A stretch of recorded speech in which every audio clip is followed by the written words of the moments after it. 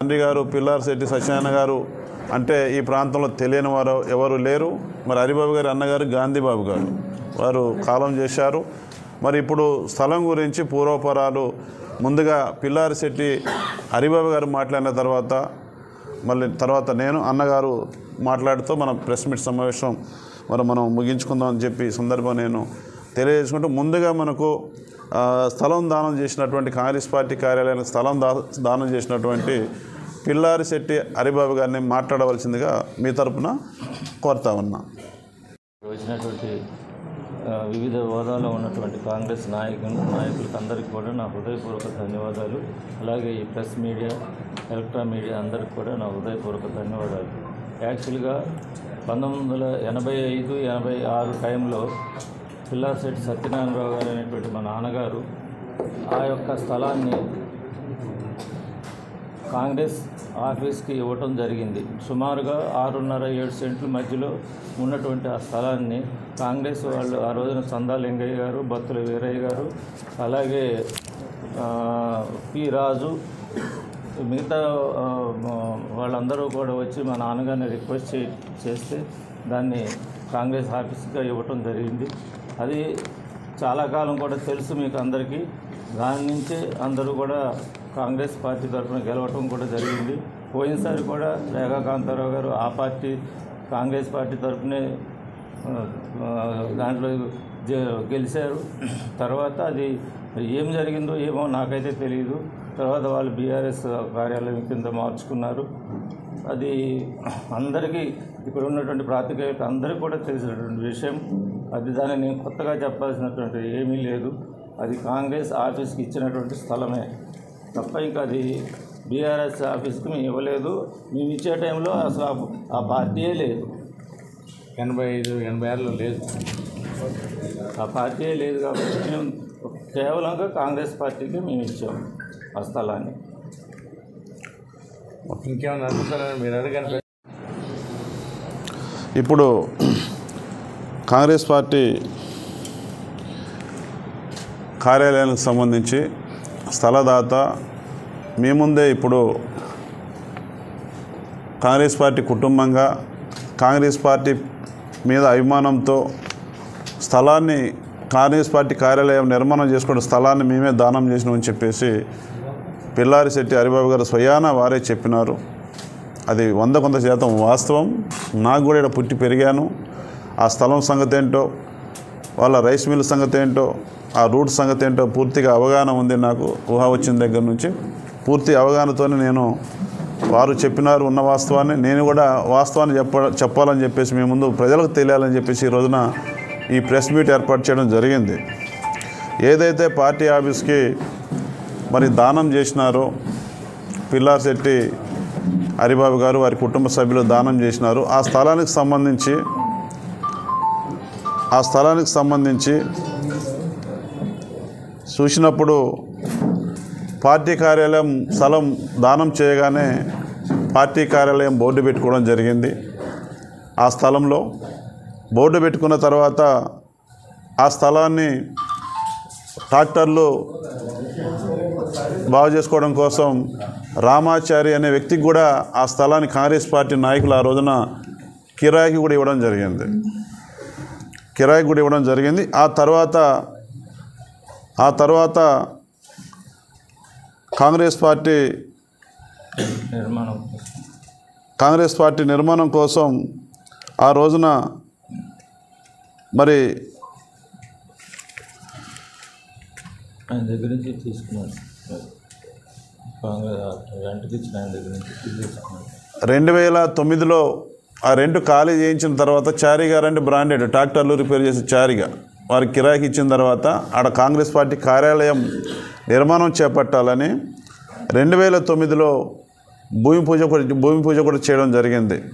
కాంగ్రెస్ పార్టీలో అనేక పదవులు అనుభవించినటువంటి NSUI youth Congress town party ప్రెసిడెంట్గా మరి ఆ రోజున సేవలు అందించినటువంటి పోలమూరి రాజు గారి ఫ్యామిలీ భూమి పూజ కూడా చేయడం జరిగింది 2009లో.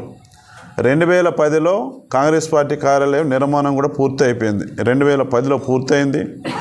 తర్వాత 2011లో ఇంటి పన్ను కూడా కాంగ్రెస్ పార్టీ కార్యాలయం పేరు మీద ఇంటి పన్ను కూడా కట్టడం జరుగుతూ ఉంది. ఇంటి పన్నుకు సంబంధించి కూడా 2011 నుంచి వెరీ క్లియర్ డాక్యుమెంట్స్ కూడా తీసుకున్నాం. 2011 నుంచి 8-1-200/2 కాంగ్రెస్ పార్టీ కార్యాలయం అన్ని పేజీల్లో ఉంది. 2011 నుంచి కాంగ్రెస్ పార్టీ కార్యాలయం పేరు మీద ఇంటి పన్ను తీసుకోవడం జరిగింది. ఇంటి పన్ను కడుతూ ఉన్నాం. అది ఒకటి. తర్వాత కాంగ్రెస్ పార్టీ కార్యాలయం ఇది రసీద్ 19 వరకు 2018 నుంచి 19 వరకు కూడా కాంగ్రెస్ పార్టీ కార్యాలయం పేరు మీదనే ఉంది ఇంటి పన్ను రసీద్. Very clear. ఇది జగమెరిగిన సత్యం, వాస్తవాలనే ఇక్కడ చెప్పదలుచుకున్నాం.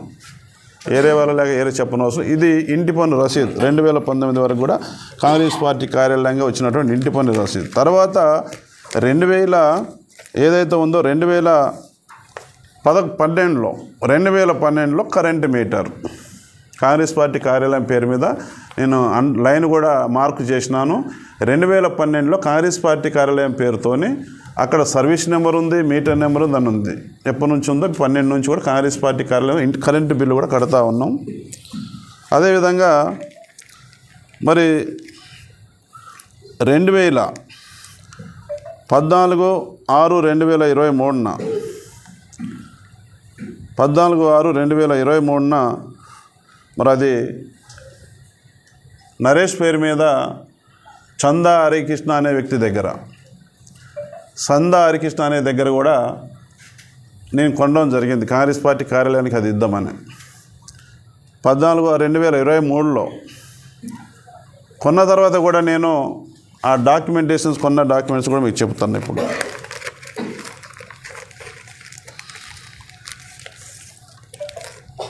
ఇక్కడ సంతకం ఉంది చందా హరికృష్ణ. ఇది డాక్యుమెంటేషన్స్ స్వయంగా మాకు అమ్మాడు. అది ఒరిజినల్ డాక్యుమెంట్స్ జిరాక్స్ ఎందుకంటే ఫేక్ నచ్చదు. ఇప్పుడు ఒరిజినల్ డాక్యుమెంట్ కూడా ఇది ఒరిజినల్ డాక్యుమెంట్. చందా హరికృష్ణ స్వయాన నాకు అత్యంత దగ్గర వ్యక్తికి అమ్మాడు దాన్ని. ఇవి ఎవిడెన్స్ నేను కొన్నట్టుగా 23లో కొన్న తర్వాత చందా హరికృష్ణ పేరు మీద ఉన్నటువంటి ఆ కార్యాలయం ఏదైతే ఉందో దాన్ని నా అత్యంత సన్నిహితుడైన నా వ్యక్తి పేరు మీద కొన్న తర్వాత దాన్ని మార్చమని చెప్పేసి కూడా 24/2/25 కూడా మున్సిపల్ కమిషనర్ గారికి లెటర్ పెట్టాను. అదేవిధంగా మళ్ళీ ఇవ్వట్లేదు అనేక దఫాలుగా అడిగి మళ్ళీ కూడా 28/5/2005 కూడా మున్సిపల్ కమిషనర్గా లెటర్ పెట్టాను. అన్ని ఆధారాలు డాక్యుమెంట్స్ లింక్వుడ్ డాక్యుమెంట్స్ మేము కొన్న డాక్యుమెంట్స్ అన్నీ కూడా కలిపి మార్చాలని. అయినా కానీ ఆయన మార్చలేదు. ఏదో టెక్నికల్ ఏదో ప్రాబ్లం చెప్పినాడు. ఇది ట్రైబల్ ఏరియా, ఇది మార్చాలని చెప్పినాం. ఆయన మార్చలేదు. అనేక దఫాలుగా 23 నుంచి కూడా ఇట్లా మేము కొన్నాం, హరికృష్ణ దగ్గర కొన్నాం మేము ఈ స్థలాన్ని ఖాళీ చేయాలని చెప్పేసి కూడా అనేక దఫాలుగా అందులో ఉన్న వాళ్ళు కూడా చెప్పడం జరిగింది.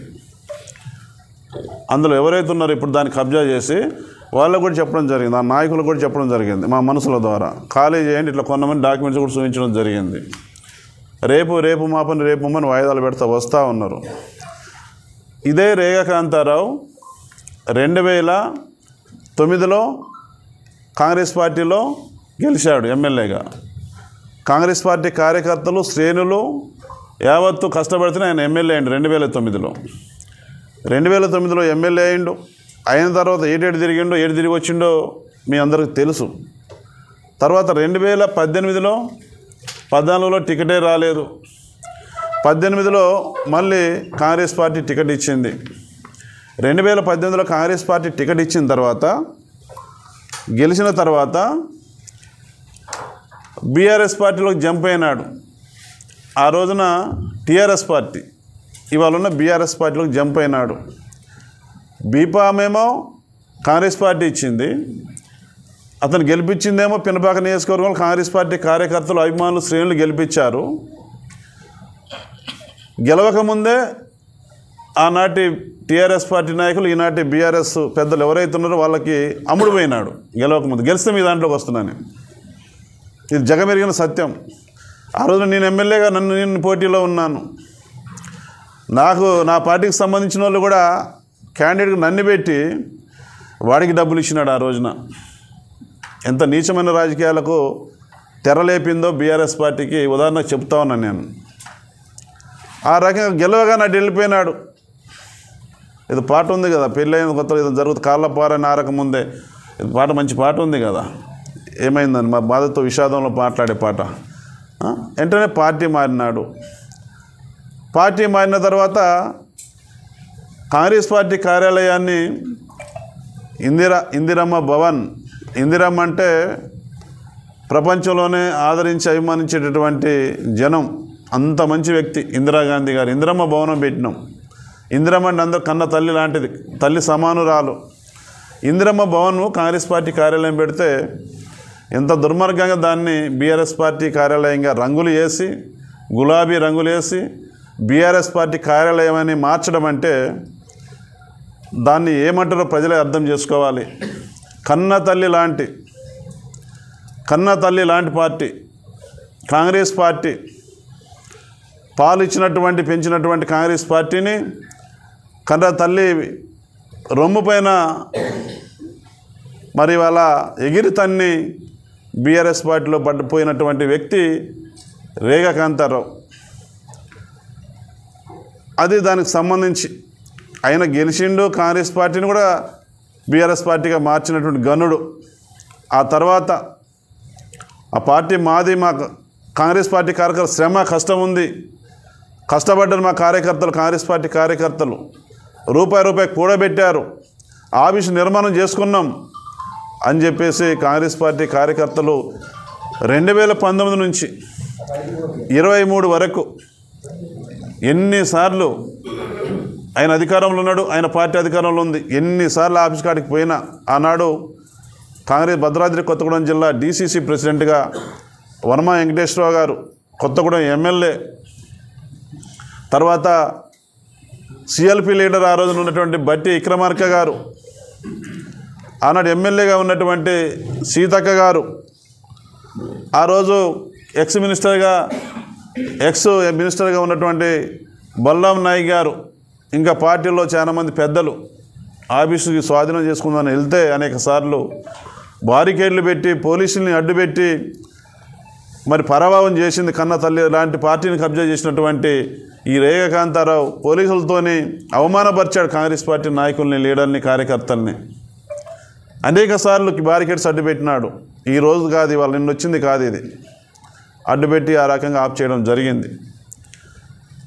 మరి ఇవాళ రైట్స్ ఉన్నాయి నాకు, నా కాంగ్రెస్ పార్టీ కార్యాలయం పేరు మీద నా మనసుతో నేను కొనడం జరిగింది. చందారి కృష్ణ దగ్గర కొన్నాను. మీరు ఎంక్వైరీ చేసుకోండి.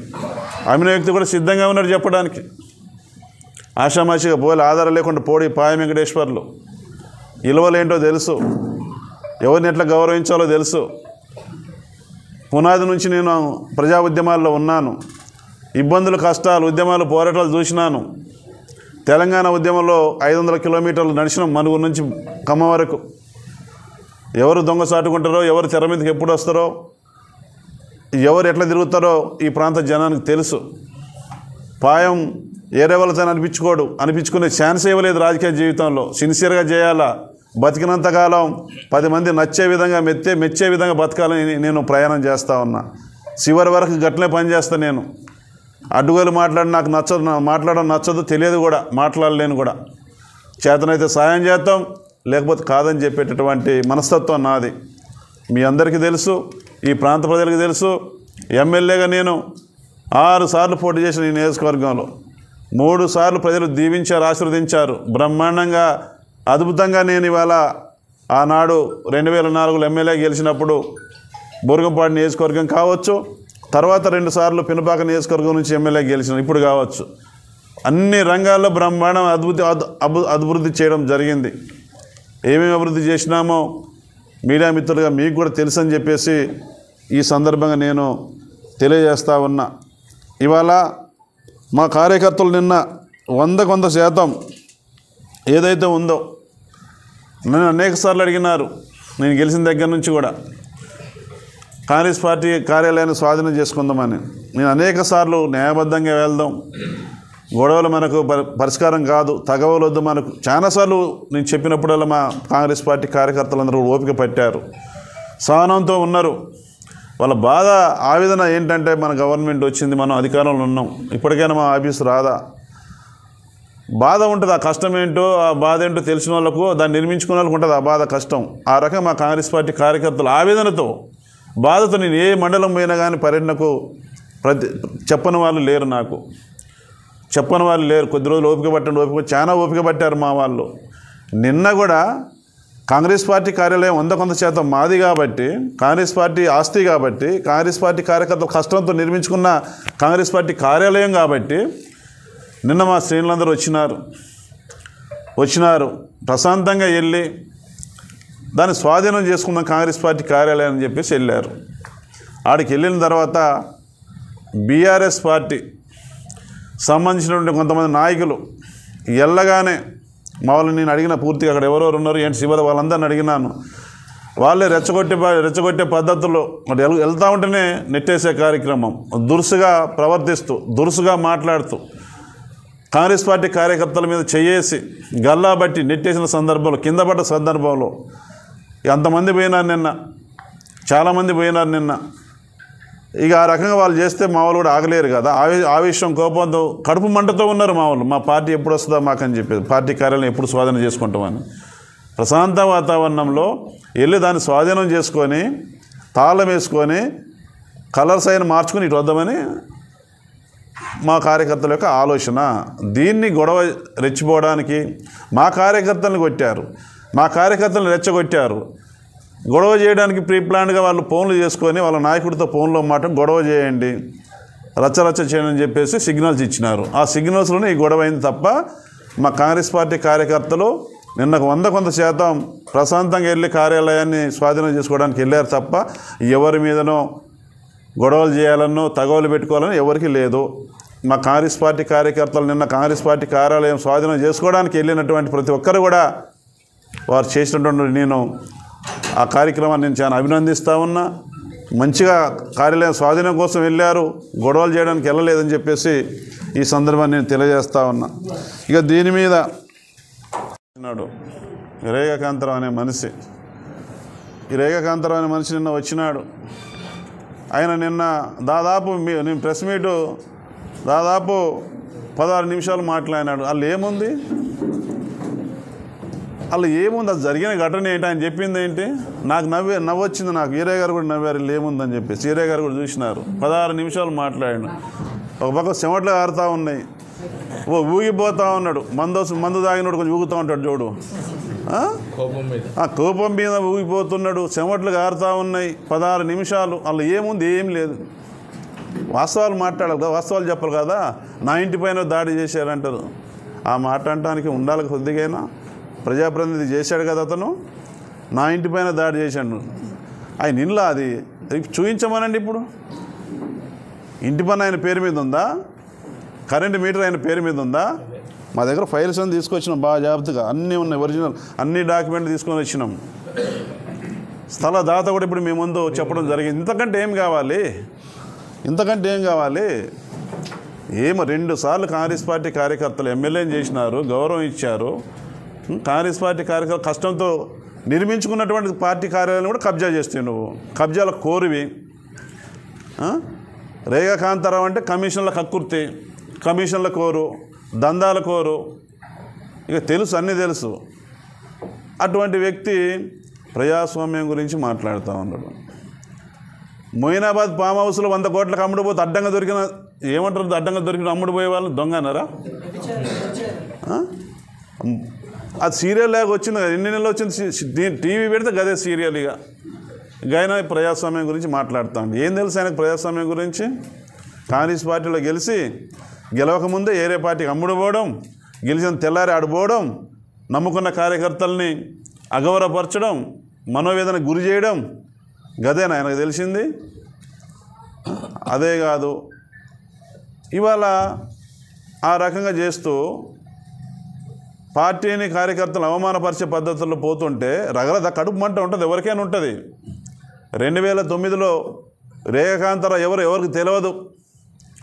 ఆ రోజున వైఎస్ రాజశేఖర రెడ్డి గారు రెండోసారి ఎన్నికల్లోకి పోయినప్పుడు వైఎస్ రాజశేఖర రెడ్డి గారు అప్పుడు ఉమ్మడి ఆంధ్రప్రదేశ్లో 2009లో అసెంబ్లీ ఎన్నికల్లో మరి ఈయనకు టికెట్ ఇస్తే ఆ చివరిలో టికెట్ వచ్చింది. ఏ ఊరు కూడా తెలియదు. గెలిపించింది ఎవరు? నీకు ఊరు తెలియకపోయినా, నీ ముఖం తెలియకపోయినా, నువ్వెవరో తెలియకపోయినా ఊరూరా తిరిగి జెండా పట్టుకొని బూతులలో ఓట్లు వేయించింది. వాళ్ళ భవన్లో పెట్టుకొని మళ్ళీ ఎక్కడ తీసుకొచ్చాం? ఉప ఎన్నిక వచ్చింది కదా మునుగోడు ఉప ఎన్నికల వేదిక మీద ఏం చెప్పిన? అందరికీ వైట్ షర్ట్ వైట్ ప్యాంట్లు గుడ్డిచ్చి అన్నాడు కేసీఆర్ అధినేత, బీఆర్ఎస్ పార్టీ అధినేత. ఏమండి జాతి రత్నాలంట, ఆ వీడియో ఉంది. జాతి రత్నాలంట వాళ్ళని పట్టుకొని వాళ్ళు ఎంతమంది దొరికారు మీకు తెలుసు, అందరు చూసినాం. జాతి రత్నాలు ప్రజాస్వామ్యాన్ని కాపాడారు, వీరిని ఇట్లా జైలు చూపెడుతూ అన్నాడు కేసీఆర్ గారు. వీరిని స్ఫూర్తిగా తీసుకోవాలంట. ఏం స్ఫూర్తి వాళ్ళు ఏముంది? అటువంటి దొంగను పట్టుకొని ప్రజాస్వామ్యాన్ని కూనీ చేసి ప్రజాస్వామ్యబద్ధంగా రాజ్యాంగబద్ధంగా ప్రజాస్వామ్యంలో ఎన్నికలు జరుగుతాయి. నీకు దమ్ము ధైర్యం ఉంటే రాజీనామా చేసి వెళ్ళాలిగా. ప్రజాస్వామ్యం నీ మీద గౌరవం ఉందా? ప్రజాస్వామ్యానికి నవ్వుకుంటారు నువ్వు ఆ మాట మాట్లాడి. ఇంకోసారి ఈ వేదిక ద్వారా మీ ద్వారా తెలియజేస్తా ఉన్న ప్రజాస్వామ్యము, రాజ్యాంగము, విలువలు, వ్యవస్థల గురించి మాట్లాడే హక్కు లేదు. మాట్లాడేవాడు జాగ్రత్తగా మాట్లాడు. నువ్వు నీ నోరు అదుపులో పెట్టుకొని మాట్లాడితే బాగుంటుందని చెప్పేసి ఈ సందర్భంగా నేను తెలియజేస్తా ఉన్నా. ఈ రేగ ఎంత మరి ఏదైతే ఉందో ఊపేటటువంటి ఆ ఉడత ఊపులకు, అదేవిధంగా చాటాకు చప్పులకు భయపడే వ్యక్తిని కాదు నేను. కాంగ్రెస్ పార్టీ కార్యకర్తల కోసం, కాంగ్రెస్ పార్టీ కోసం ప్రాణం ఇవ్వడానికైనా సిద్ధంగా ఉన్నా. కాంగ్రెస్ పార్టీ కార్యకర్తలపైన నేను చెప్తా ఉన్నా, ఛాలెంజ్ చేస్తా ఉన్నా మీ ద్వారా ఛాలెంజ్ చేస్తా ఉన్నా. ఈ రేఖాకాంతరాకి నీకు దమ్ము ధైర్యం ఉంటే కాంగ్రెస్ పార్టీ కార్యకర్తల మీద నువ్వు నేను చూస్తా. నీ సంగతి నా సంగతి నీకు చూపిస్తా. నిన్న తెలిసింది ప్రజాస్వామ్యంగా బద్దకు పోతే నీకు వణుకు పుట్టింది. హైదరాబాద్ వణుకుంటూ వచ్చినావు. చెమట్ల గారితో 16 నిమిషాలు ప్రెస్ మీట్లో చెప్పినావు. ఏమున్నది అందులో? ఏం లేదు. నువ్వా నన్ను విమర్శించేది? కాంగ్రెస్ పార్టీ విమర్శించే స్థాయి ఉందా అసలు? నోరెట్లు వస్తుంది? నువ్వు అన్నం తింటానవా, గడ్డి తింటానవా? కాంగ్రెస్ పార్టీ కార్యకర్తలు కాంగ్రెస్ పార్టీ కార్యాలయాన్ని ఆక్రమించుకొని కబ్జా చేసుకొని రాజకీయంగా ఎంజాయ్ చేస్తూ పక్కన దొంగల్ని పెట్టుకొని కొంతమందిని లూటీ చేస్తూ ఈ నియోజకవర్గాన్ని ఏం చేసినావు తెలియదు. నీ పాలనలో 2023 ఎన్నికల్లో, నవంబర్లో జరిగిన ఎన్నికల్లో నీకు బుద్ధి చెప్పారు. అయినా సిగ్గురాల. 35,000 ఓట్ల మెజార్టీ ఇచ్చినారు కాంగ్రెస్ పార్టీకి, గెలిపించారు, భూమి కేసు కొట్టారు. ఏదేదో ప్రేలాపనలో వెళ్తా ఉన్నాడు. నిన్న ఏదేదో అంటున్నాడు, అభివృద్ధి అంటున్నాడు, జూబిలీ హిల్స్ అంటాడు, ఇంకోటి ఏదో అంటాడు. అసలు జరిగిన ఘటన ఏంటి? దాని మీద చెప్పరా, ఏడవరా దాని మీద నీ ఏడిపేదో? ఇప్పటికైనా సిగ్గుచరం ఉంటే ఇప్పుడు చెప్పు. నువ్వు మేము ఆ జోలికి రాము. తప్పు చేశాను, పాపం తగిలింది నాకు, ఉసురు పాపం తగిలి నేను ఓడిపోయాను. కాంగ్రెస్ పార్టీ కార్యాలయం అది కాంగ్రెస్ పార్టీ కార్యాలయం. ఇల్లు అంటాడు, అది కూడా మర్చిపోయాను నేను ఆ టెన్షన్లో. నా ఇల్లు అంటాడు. నాకు దగ్గర బంధువుతో నేను కొన్నానయ్యా 23లో లెటర్లు పెడతాను నేను మార్చమని. చందా హరికృష్ణ దగ్గర నేను కొన్నాను. ఎవిడెన్స్ కాగితాలు ఉన్నాయి, పక్కా ఉన్న ఎవిడెన్స్ కాగితాలు ఛాలెంజ్ చేస్తా ఉన్నా. ఏదో పోతాడంటే ఆడుకో. 23లో కొన్నాం. చందా హరికృష్ణ సంతకం, సాక్షుల సంతకాలు అన్నీ ఉన్నాయి. నేను జీరక్స్ కూడా చూపించట్లే మీకు, ఒరిజినల్ చూపెడతా ఉన్నా నేను.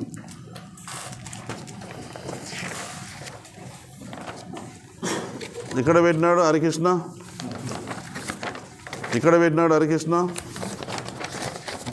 హరికృష్ణ పెట్టినాడు, కొన్న వాళ్ళు కొట్టినారు, సాక్షులు పెట్టినారు. ఏం కావాలి ఇంతకంటే ఏం కావాలా? సూర్యుడి మీద ఇది ఉమ్మెత్తే నా మీద పడదని అనుకుంటే ఎట్లా? పాయ వెంకటేశ్వర్లు తప్పు చేయడు, మాట అనిపించుకోడు. ఈ రాజకీయ కోణంలో రాజకీయ ప్రభావం కోసం, రాజకీయ ప్రచారం కోసం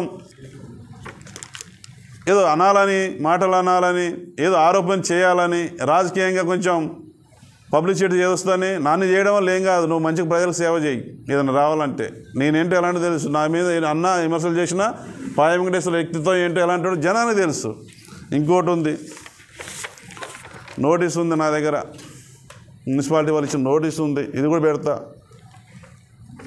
నోటీసులో కూడా ఉంది, ఎటువంటి అభ్యంతరములు తలెత్తిన ఎడల ఎటువంటి నోటీసులు జారీ చేయకుండానే కాంగ్రెస్ పార్టీ కార్యాలయం గారి పేరున మార్చబడును.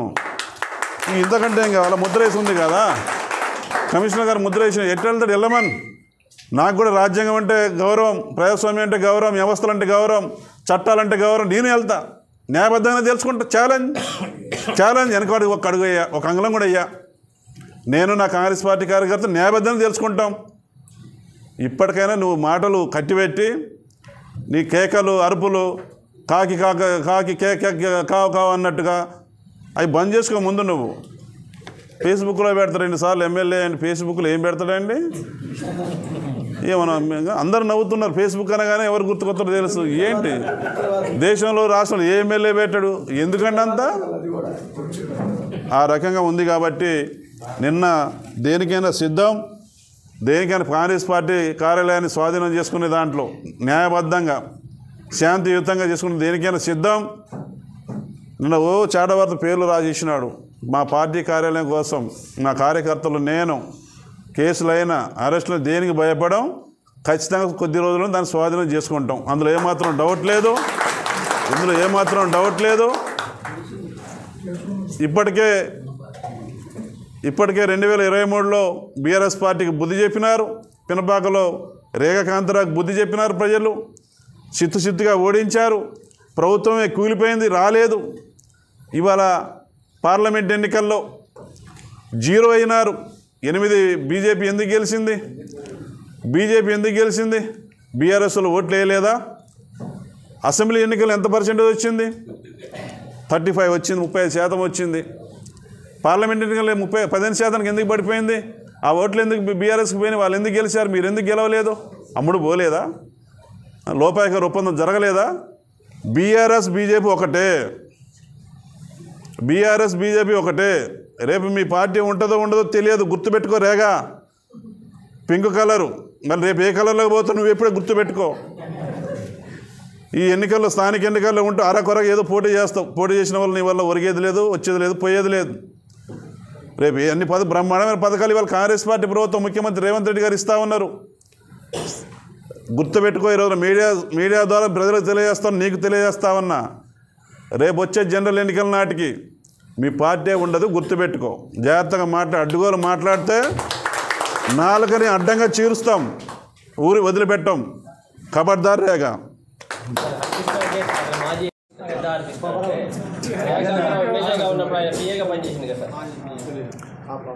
ఆయన ఏడ పని చేసిండో ఎవరికి చేసిండో నాకు సంబంధం లేదు. నా కాంగ్రెస్ పార్టీ ఆపేలో ఇందిరమ్మ భవనం బోర్డు పెట్టుకోవాలనుకున్నా నా ముఖ్య అనుచరుల ద్వారా తీసుకున్నాను, కొనుగోలు చేసిన. చందారికి ఇష్టం మీరు అడగండి, చెప్తాడు ఆయన. ఆయన ఎవరి దగ్గర పని చేసిన ఆయన నాకెందుకు?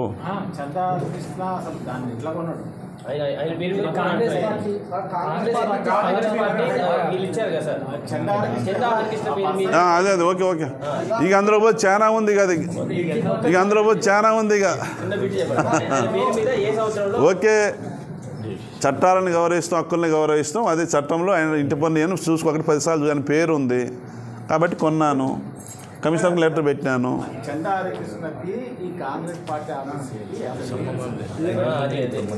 అవన్నీ నిన్న జరిగిన ఘటన మా ఆఫీసు మా బాధలు చెప్పినాం. దాని వరకే. దాన్ని అతన్ని అడిగండి, ఆయన చెప్తాడు.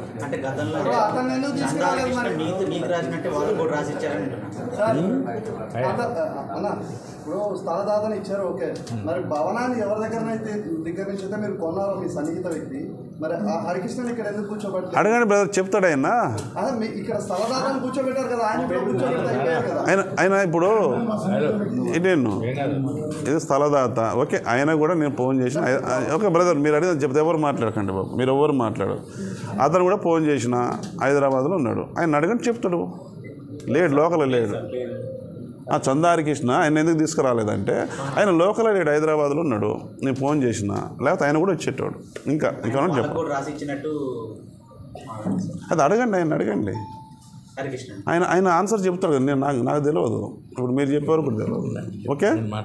ఇప్పుడు ఇందిరమ్మ భవన్కి సంబంధించి గతంలో రాజశేఖర రెడ్డి గారి హయాంలో పేదలకు ఏదైతే ఇందిరమ్మ ఇల్లు శాంక్షన్ చేశారో అది కూడా దాంట్లో భాగమా అని అంటున్నారో, అది నిజమేనా? ఇందిరమ్మ ఇల్లు శాంక్షన్ పేరుతో భవనాన్ని నిర్మించారంటే అది నిజమేనా? అది ఏముంది, ఆధారం ఏముంది,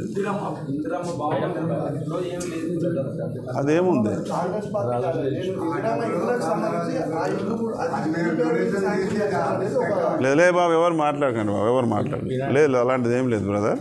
ఇప్పుడు మన డిసిసి అధ్యక్షులు, మన ఫారెస్ట్ డెవలప్మెంట్ కార్పొరేషన్ చైర్మన్ గారు, మన పొదవీరయ్య గారు మాట్లాడతారు. మాట్లాడండి అన్న. సమావేశం ఎందుకొరకు పెట్టడం జరిగిందనేది మరి స్థానిక శాసనసభ్యులు పెద్దలు పాయం వెంకటేశ్వరరావు గారు క్లుప్తంగా చెప్పడం జరిగింది. అదేవిధంగా స్థలదాత హరిబాబు గారు వారు ఇచ్చిండ్రు, వారి నాన్నగారు ఇచ్చిండ్రని కూడా వారు క్లుప్తంగా చెప్పడం జరిగింది. ఈ వేదిక మీద ఉన్నటువంటి పార్టీ నాయకత్వం అందరికీ కూడా తెలుసు. ఇక్కడ వీళ్ళందరూ కూడా ఇదే నియోజకవర్గానికి సంబంధించినటువంటి నాయకులు, మండల పార్టీ అధ్యక్షులు, మరి జిల్లా నాయకులు అందరూ ఉన్నారు ఇక్కడ. మరి ఇక్కడ ఉన్నటువంటి మా లైబ్రరీ చైర్మన్ గారు వీరబాబు గారు, మరి పాత్రికేయుల మీ అందరికీ తెలుసు ఈ భూమి ఎవరిది, ఎవరిచ్చిండ్రు, ఈ స్థలదాత ఎవరు, ఎట్లా కట్టిండ్రు అనేది మీకు అందరికీ తెలుసు. కాకపోతే మా కాంతారావు గారు 2018లో గెలిచిన తర్వాత మరి కట్టినటువంటి బిల్డింగ్ నాకు పే చేసింది అనేది మీ అందరికీ తెలుసు. కాంతారావు గారికి కూడా తెలుసు, మీ అందరికీ కూడా తెలుసు, ఇక్కడ ఉన్నటువంటి ప్రజానాయకులకు అందరికీ తెలుసు, జిల్లా పార్టీ అన్ని పార్టీల నాయకులకు తెలుసు. అంతేకాకుండా స్టేట్లో ఉన్నటువంటి వారి పార్టీ నాయకులకు తెలుసు, మా కాంగ్రెస్ పార్టీ నాయకులకు అందరికీ కూడా తెలుసు. అది స్వయానా Congress party office, Congress party భవనము. కాంగ్రెస్ పార్టీ భవనాన్ని తన సొంత భవనంగా మార్చుకుంటే తప్పు కాదా అని ఈ సందర్భంగా మన కాంతారావు గారిని అడుగుతున్నా.